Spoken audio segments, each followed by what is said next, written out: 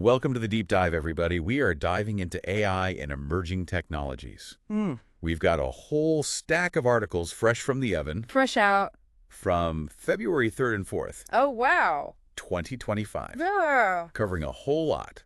Global AI collaboration, cybersecurity, even a little bit of quantum security and brain-computer interfaces. So, I am excited to unpack all this. yeah, me too. Buckle up. Sounds good. All right, first up, let's take a look at this article from the OECD Hey. talking about the AI Action Summit coming up in Paris. Oh, right. Yeah.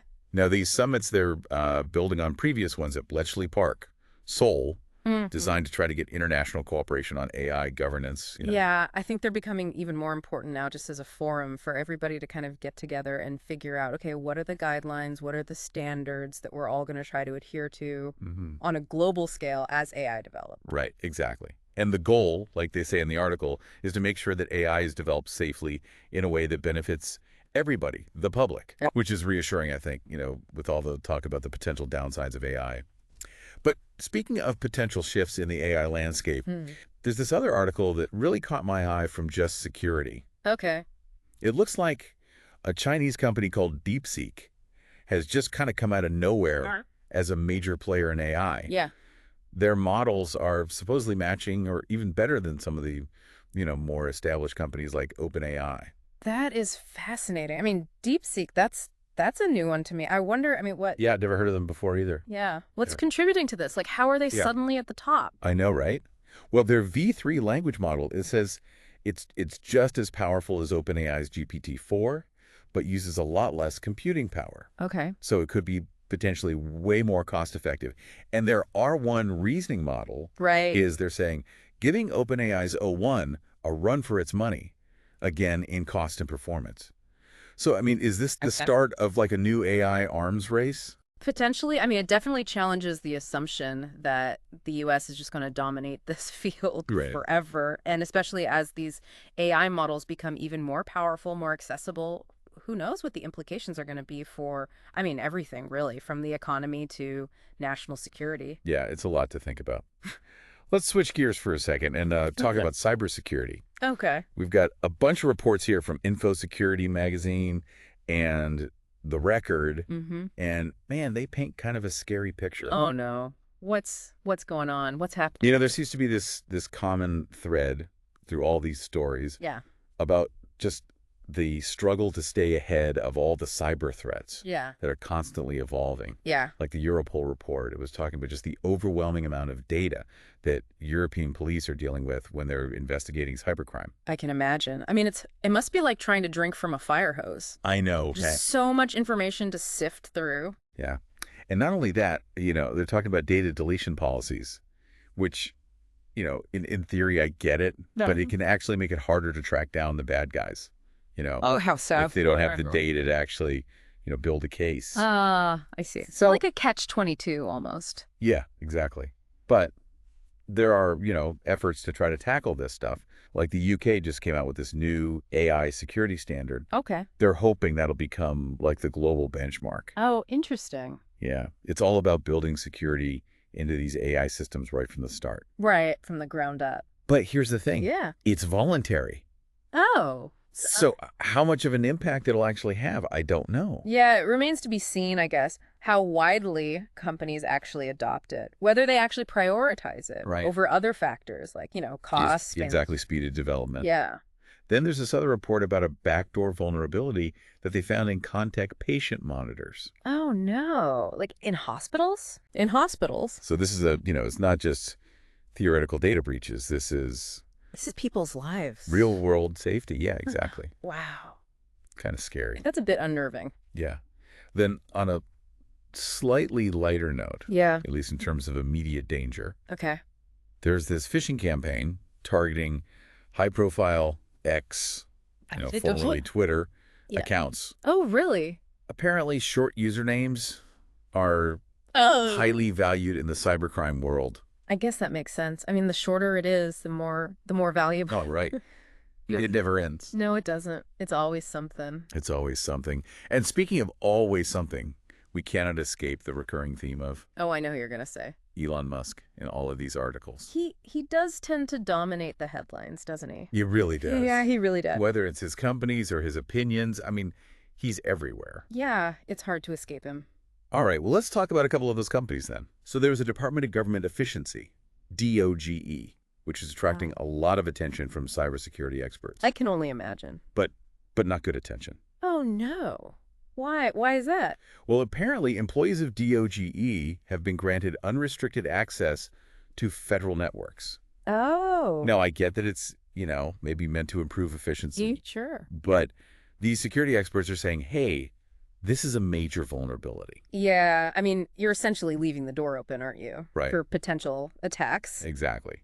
Then you've got Neuralink. Yeah. And they're making some, incredible progress with brain-computer interfaces. Oh, wow. Like what kind of progress are we talking about? Like, they released this video showing a user controlling a robotic arm and even writing with it. Wow. It's incredible, but also kind of A little freaky. a little scary, yeah. A lot of ethical questions. Yeah. Huge ethical implication. Right. Before we move on to what the future holds, I just want to make sure we touched on this piece about how Australia sanctioned Telegram. It's like this white supremacist online network. Right. And this is the first time that they've sanctioned an entity just for its online activity. Oh, wow.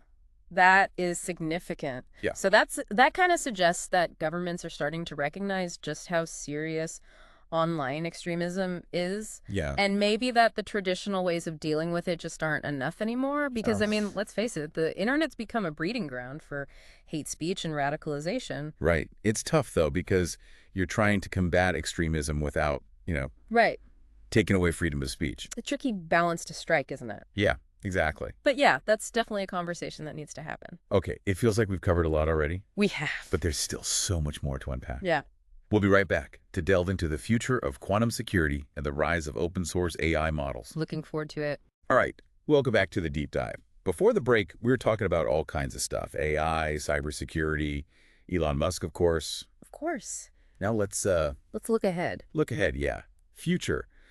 We got a couple interesting articles here about quantum security and open source AI. Oh, cool. Let's start with quantum. Okay. This article from Quantum Insider, it really makes you rethink some assumptions about when we're going to see, actual applications for quantum computing. Yeah, it is interesting. I mean, you've got NVIDIA CEO Jensen Huang. He's predicting it's still 15 to 30 years out before we have truly useful quantum computing. Right. But then this article is talking about how we already have quantum security solutions that are being used today. It's Right. like the future is already here. Yeah, it's happening faster than people think. Yeah. So it's a good reminder, don't get caught up in all the hype. Focus on what's actually happening. Right. So what are these solutions being used for now?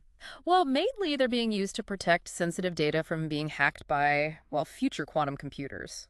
Oh. Because, once they're powerful enough, quantum computers could break a lot of the encryption algorithms that we use right now. Oh, so we got to be ready. Yeah, we got to be thinking ahead. It's like we're playing chess against an opponent that doesn't even exist yet. Right. But we got to anticipate their moves. Exactly. All right, let's shift to open source AI. Okay. This article from AI Insider is focusing on DeepSeek and Meta and their whole open source approach to developing AI. Yeah, that's pretty interesting, especially compared to OpenAI, which has become a lot more secretive lately about their models, their research. Even Elon Musk, one of the founders, he's criticized this move away from open source. Yeah, why is open source so important in AI? Well, it allows for more transparency, more collaboration, more innovation. When you've got the models and the code out in the open, researchers and developers, everybody can contribute, They can check for biases, for flaws, build on it, create new applications. Yeah, so it kind of democratizes AI. Exactly. Makes it more accessible to everybody. Right. Of course, there's always concerns, Oh, yeah. There's always a flip side. There's always another side to the coin. People could misuse open source AI, Right. Bad actors.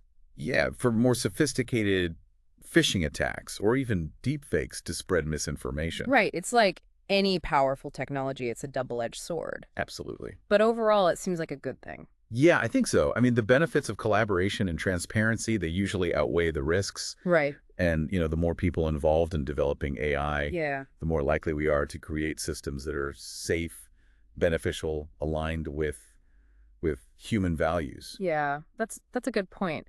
It's easy to focus on all the dangers, all the scary stuff, Hmm. but we do have the power to shape how this technology develops We do. and to steer it in a positive direction. Absolutely. It's not set in stone. We have a say. Man, it's pretty amazing to think about just how fast things are changing in this whole world of AI and emerging technologies. I mean, we've covered a lot today, everything from international summits and cybersecurity to the rise of, DeepSeek and the potential of quantum security. It really is a lot to take in. We've seen this global landscape shifting, new players emerging, technologies advancing at an incredible pace. Makes you wonder, what does it all mean for the average person out there just trying to keep up? That's a great point. It's easy to get lost in all the technical details and kind of lose sight of the bigger picture. So let's bring it back to you, the listener. Given everything we've talked about, how do you see these trends impacting your life in the years to come? Well, it's tough to predict the future, right? Nobody has a crystal ball. But one thing that seems pretty clear is that AI and these emerging technologies, they're going to play an even bigger role in our lives moving forward. I mean, think about it. Whether it's work, healthcare, education, even just how we interact with each other, this stuff is already shaping our world and it's only going to become more pervasive. So what can we do to prepare for all this? Is it all about, learning to code or becoming a data scientist? Well, those skills are definitely valuable, but I think the most important thing is to really cultivate a mindset of adaptability and lifelong learning. I mean, honestly, it's almost impossible to predict exactly what jobs or skills are going to be in demand 5, 10 years from now. But if you can adapt to change, learn new things quickly, think critically, those skills will be essential no matter what field you're in. That's a really empowering message. It's not about, trying to predict the future or becoming an expert in everything. It's more about being open to the unknown and embracing new possibilities as they come along. Exactly. And, staying engaged in these conversations, asking questions, being informed citizens, because ultimately the future of AI, the future of these emerging technologies, it's not predetermined. We all have a role to play in shaping it. You're absolutely right. We need to be active participants in this technological revolution, not just passive bystanders. We need to think critically about the ethical implications, the potential benefits, the risks. We need to use our voices to make sure that these technologies are developed and used in a way that benefits everyone, all of humanity. Couldn't have said it better myself. I think that's a perfect note to end on. I agree. Well, thanks for joining me on this deep dive. It's been a really fascinating conversation. It has been. And to all of our listeners out there, thank you for tuning in. We hope this has sparked some ideas and inspired you to keep exploring these topics. Remember, the future is what we make it. Stay curious, keep learning, and let's shape this brave new world together.